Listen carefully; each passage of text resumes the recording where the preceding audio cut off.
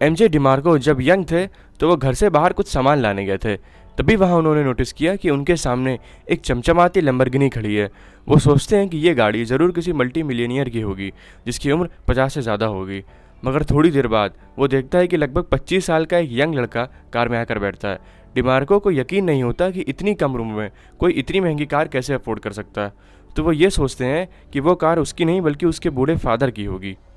अब थोड़ी देर तक वो ऐसे ही खड़ा रहता है। फिर एट लास्ट क्यूरियस होकर वो उस यंग लड़के के पास जाकर पूछ ही लेते हैं कि वो कार किसकी है, जिस पर वो लड़का रिप्लाई देता है कि ये कार मेरी है और मैंने इसे अपनी खुद की मेहनत से ख़रीदा है।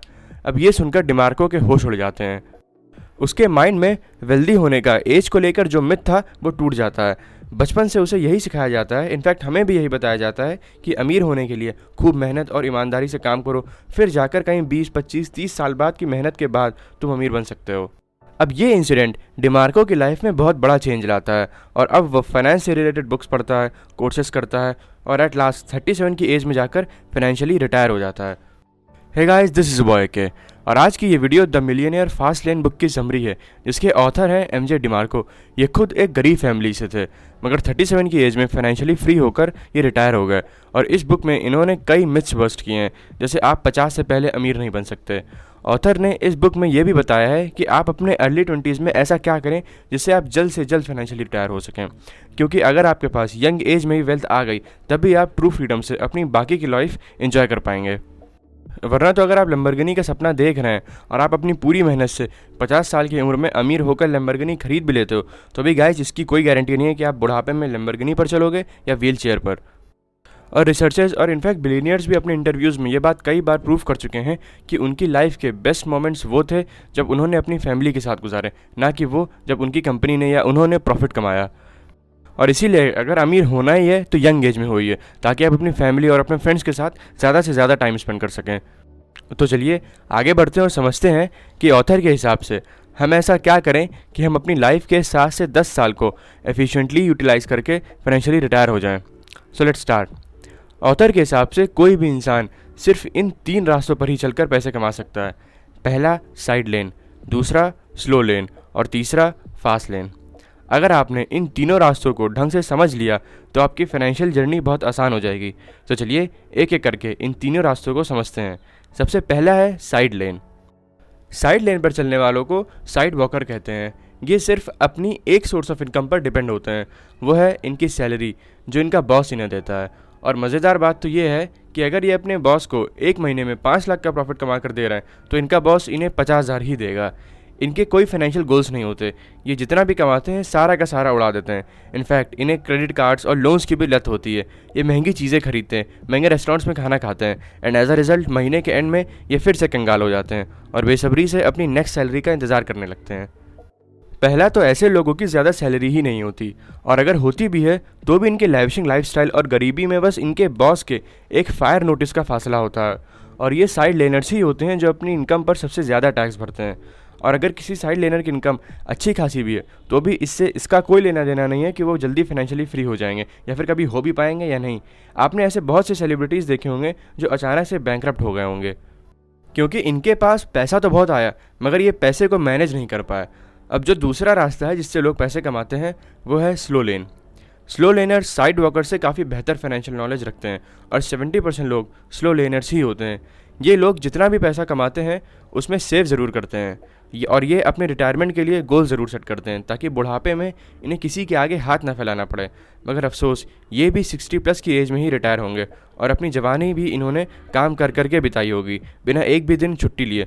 हाँ, बस इन्हें ये सुकून ज़रूर होगा कि इन्होंने अपना खुद का एक घर बनवा लिया है और अपने बच्चों की शादी कर दी है। और तीसरी लेन जिससे लोग पैसा कमाते हैं वो है फास्ट लेन और यही एकमात्र लेन है जिस पर कोई इंसान चलकर जल्द से जल्द फाइनेंशियली रिटायर हो सकता है और अपनी फैमिली और फ्रेंड्स के साथ ज़्यादा से ज़्यादा क्वालिटी टाइम स्पेंड कर सकता है। फास्ट लेनर्स में एक बहुत इंपॉर्टेंट क्वालिटी होती है, वो है कि इन्हें अपने टाइम की अहमियत पता होती है और बहुत अच्छे से पता होता है कि इन्हें अपना कितना टाइम कहाँ लगाना है। और अगर आपको भी फास्ट लेनर बनना है तो ये क्वालिटी आज ही अपने अंदर ले आइए।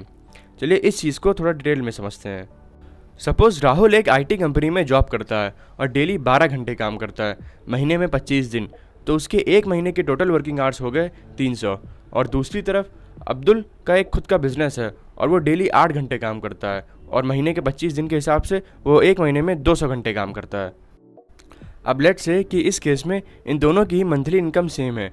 राहुल की सैलरी और अब्दुल की अर्निंग दोनों 50,000 रुपये है। अब इन दोनों की अर्निंग पर आर कितनी हुई, यानी ये लोग अब एक घंटे में कितना कमाते हैं। तो राहुल की 50,000 divided by 300 is equal to 166 rupees, और अब्दुल की 50,000 रुपये जो कि उसकी सैलरी है और 200 घंटे जितना वो काम करता है बराबर 250 रुपये। तो इस केस में ज़्यादा अमीर अब्दुल हुआ, क्योंकि अब्दुल की पर आर इनकम राहुल से ज़्यादा है। अब क्योंकि अब्दुल के पास राहुल से ज़्यादा फ्री टाइम होगा और वो इसमें कोई भी नई स्किल सीख सकता है, जिससे अल्टीमेटली उसका बिजनेस में ही फ़ायदा होगा। वहीं दूसरी तरफ राहुल 12 घंटे काम करने के बाद इतना थक चुका होगा कि ना वो फैमिली को टाइम दे पाएगा, ना वो अपने लिए कोई एक्स्ट्रा इनकम सोर्स बना पाएगा। अब फास्ट लर्नर्स सिर्फ इन दो तरह से अपनी इनकम जनरेट करते हैं, पहला बिजनेस और दूसरा इन्वेस्ट करके। इन्वेस्टमेंट पर मैंने अलग से कई वीडियोस बनाई हैं, आप ऊपर आई बटन पर जाकर चेक कर सकते हैं। और रही बात बिजनेस की, तो ऑथर एमजे डिमार्को के हिसाब से आपको एज सून एज पॉसिबल अपनी जॉब क्विट कर देनी चाहिए और अपना खुद का बिजनेस स्टार्ट करना चाहिए। उनके हिसाब से जिस बिजनेस में ये एक चीज़ होगी वही बिजनेस आपको अर्ली रिटायर कर पाएगा। वो है लॉ ऑफ इफेक्शन। मीन्स आप अपने बिजनेस के थ्रू जितने ज़्यादा लोगों की लाइफ में वैल्यू ऐड कर पाओगे, उतनी जल्दी और उतना ज़्यादा वो बिज़नेस आपको पैसे कमा कर देगा। गाइज, आज के टाइम पर हम किसी न किसी तरह से जियो, माइक्रोसॉफ्ट, गूगल, अमेजन से जुड़े हुए हैं और उनके प्रोडक्ट और सर्विसेज यूज़ कर रहे हैं। तो इसका मतलब इन कंपनीज़ ने लॉ ऑफ इफेक्शन को बहुत एफिशिएंटली यूज़ किया है, तभी आज ये ब्रांड्स अपने अपने रिस्पेक्टिव फील्ड्स में टॉप पर हैं। अब इस लॉ ऑफ इफेक्शन को अपने बिजनेस में इंश्योर करने के लिए ऑथर ने 5 तरीके बताए हैं, जिन्हें हम 5 कमांडमेंट्स भी कहते हैं। पहला कमांडमेंट है कमांडमेंट ऑफ नीड। बहुत से लोग बिजनेस तो स्टार्ट करते हैं मगर बिना सोचे समझे कोई भी बिजनेस स्टार्ट कर देते हैं। लॉ ऑफ नीड ये कहता है कि क्या आपने जो बिजनेस स्टार्ट किया है लोगों को उसकी नीड है भी या नहीं। चलिए इसे एग्जाम्पल से समझाता हूँ। विक्टर मार्शल आर्ट्स में चैम्पियन था, तो उसने एक ओल्ड एज सोसाइटी में martial arts training centre open किया। उसने प्रीमियम इंफ्रास्ट्रक्चर बनवाया, खूब मार्केटिंग की और इनाग्रेशन वाले दिन बहुत भीड़ भी इकट्ठा हुई। मगर उसके अगले दिन जब कस्टमर्स आने की बारी आई तब हार्डली कोई कस्टमर मार्शल आर्ट सीखने के लिए आया। विक्टर ने बिजनेस तो अच्छा शुरू किया मगर लोगों को उसकी नीड नहीं थी। ओल्ड एज सोसाइटी में 60+ एज के लोग रहते हैं और उनमें से कोई भी मार्शल आर्ट्स में इंटरेस्टेड नहीं होगा। तो आपको वही बिजनेस स्टार्ट करना चाहिए जिसके प्रोडक्ट्स की सच में लोगों को ज़रूरत हो। हमारा दूसरा कमांडमेंट है कमांडमेंट ऑफ एंट्री। आपको कोशिश ये करनी है कि आप ऐसा बिजनेस स्टार्ट करें जो करना आपके लिए तो आसान हो मगर बाकी लोगों के लिए बहुत मुश्किल हो। सपोज़ उत्तर प्रदेश के कानपुर डिस्ट्रिक्ट में लेदर के सस्ते और अच्छे आइटम्स बनते हैं, जैसे jackets, shoes, wallets, belts etcetera. तो यहाँ की मार्केट में ये लेदर के ओरिजिनल आइटम्स बहुत सस्ते में मिल जाते हैं, क्योंकि आप डायरेक्टली मैन्युफैक्चरर से परचेज कर सकते हो। और अगर कोई इंसान कानपुर से लेदर आइटम्स ले जाकर कहीं दूसरी और किसी और सिटी में बेचता है या ऑनलाइन सेल करता है तो वहाँ पर उसका प्रॉफिट मार्जिन बाकी सेलर्स के कंपैरिजन में काफ़ी ज़्यादा होगा। और यहाँ पर अगर कानपुर वाला शॉपकीपर चाहे तो वो डिस्काउंट्स भी दे सकता है, और इस केस में बाकी दुकानदार इससे सस्ता माल नहीं बेच सकते। तो इस तरह से इस कानपुर वाले शॉपकीपर ने एंट्री बैरियर बना दिया बाकी शॉपकीपर्स के लिए in terms of purchasing items at cheap rate. अब इसी के साथ आगे बढ़ते हैं और समझते हैं अपना तीसरा कमांडमेंट, जो है कमांडमेंट ऑफ कंट्रोल। अब ये पॉइंट कहता है कि आपके बिजनेस पर पूरा कंट्रोल होना चाहिए। सपोज़ आप अपना कोई बिजनेस कर रहे हो और आपका जो प्रोडक्ट है उसमें जो रॉ मटेरियल यूज़ होता है उसके लिए आप किसी और पर डिपेंड करते हो। तो अब इस केस में आपके बिजनेस पर पूरा कंट्रोल नहीं है।